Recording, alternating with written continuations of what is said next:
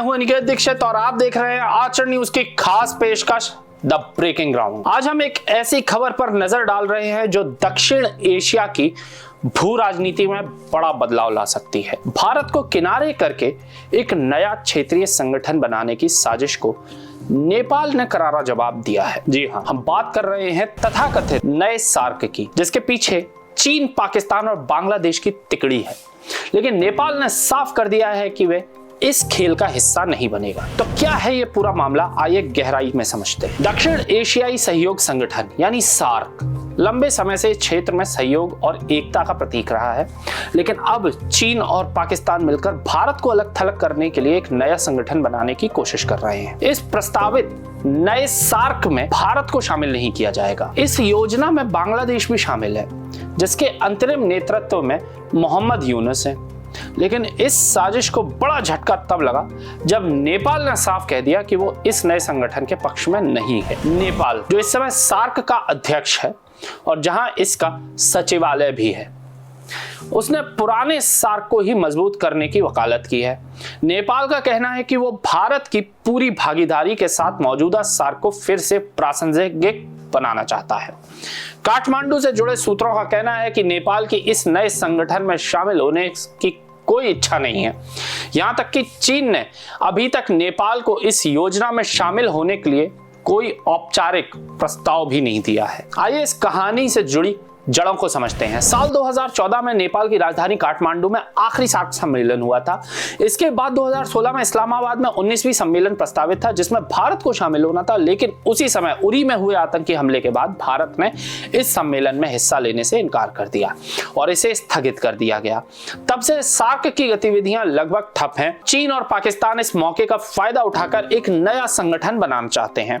उनकी योजना में भारत को बाहर रखना और दक्षिण एशिया में अपने प्रभाव को बढ़ाना शामिल है। इस प्रस्तावित संगठन का उद्देश्य आर्थिक एकीकरण, आधारभूत ढांचे का विकास और क्षेत्रीय कनेक्टिविटी को बढ़ावा देना बताया जा रहा है। लेकिन सवाल यह है कि क्या यह सिर्फ एक आर्थिक गठजोड़ है या भारत को घेरने की एक बड़ी राजनीति का हिस्सा बन गया है। चीन और पाकिस्तान लंबे समय से भारत के खिलाफ एकजुट रहे हैं। पिछले महीने चीन के कुनमिंग शहर में हुई एक बैठक ने इस साजिश को और स्पष्ट कर दिया। इस बैठक में पाकिस्तान, चीन और बांग्लादेश ने हिस्सा लिया और यहीं से नए सार्क की योजना का खुलासा हुआ। हालांकि बाद में पाकिस्तान ने सफाई दी कि उनका ऐसा कोई इरादा नहीं है, लेकिन जानकारों का मानना है कि यह सिर्फ एक दिखावा है। पाकिस्तान पहले भी सार्क में चीन को शामिल करने की वकालत कर चुका है ताकि भारत का प्रभाव कम किया जा सके। दूसरी ओर चीन ने बांग्लादेश के साथ अपने रिश्तों को मजबूत करना शुरू कर दिया है। ऑपरेशन सिंदूर के दौरान भी चीन ने पाकिस्तान को हथियारों से लैस सैटेलाइट तक हर तरह की मदद दी थी। यह सब तब हो रहा था जब भारत और चीन के बीच रिश्ते बेहतर होने के संकेत दिख रहे थे। हाल ही में कैलाश मानसरोवर यात्रा शुरू हुई है और विदेश मंत्री एस जयशंकर ने शंघाई सहयोग संगठन की बैठक में हिस्सा लेने के लिए चीन का दौरा भी किया है। इस पूरे मामले में नेपाल ने भारत के प्रति अपनी दोस्ती और प्रतिबद्धता दिखाई है। नेपाल का यह रुख न सिर्फ चीन और पाकिस्तान की योजना को झटका देता है, बल्कि यह भी दर्शाता है कि दक्षिण एशिया में भारत का प्रभाव अभी भी मजबूत है।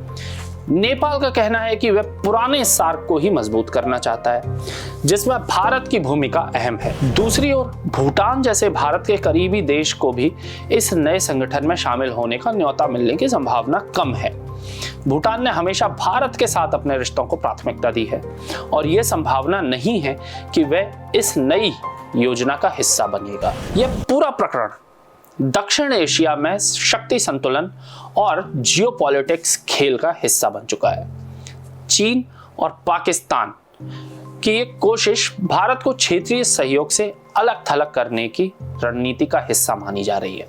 लेकिन नेपाल के रुख ने उनकी योजनाओं पर पानी फेर दिया और यह साबित कर दिया कि नेपाल और भारत का रोटी बेटी का नाता हमेशा से था और रहेगा। सवाल ये उठता है कि क्या यह नया संगठन कोई वाकई में क्षेत्र सहयोग के लिए है या इसका मकसद भारत को कमजोर करना है। सार्क का इतिहास रहा है कि इस संगठन भारत और पाकिस्तान के बीच तनाव की वजह से कई बार प्रभावी नहीं हो पाया, लेकिन नेपाल जैसे देशों का समर्थन भारत के लिए एक सकारात्मक संकेत है। यह दिखाता है कि दक्षिण एशिया में भारत की कूटनीति अभी भी कितनी मजबूत है। तो यह थी आज की ब्रेकिंग ग्राउंड की खास पेशकश। नेपाल ने चीन और पाकिस्तान की साजिश को झटका देकर भारत के प्रति अपनी दोस्ती का सबूत दिया है, लेकिन सवाल वही है कि क्या नया सार्क बनाने की कोशिश सिर्फ एक शुरुआत है? क्या चीन और पाकिस्तान अपनी रणनीति बदलकर फिर से कोई नया दांव चलेंगे?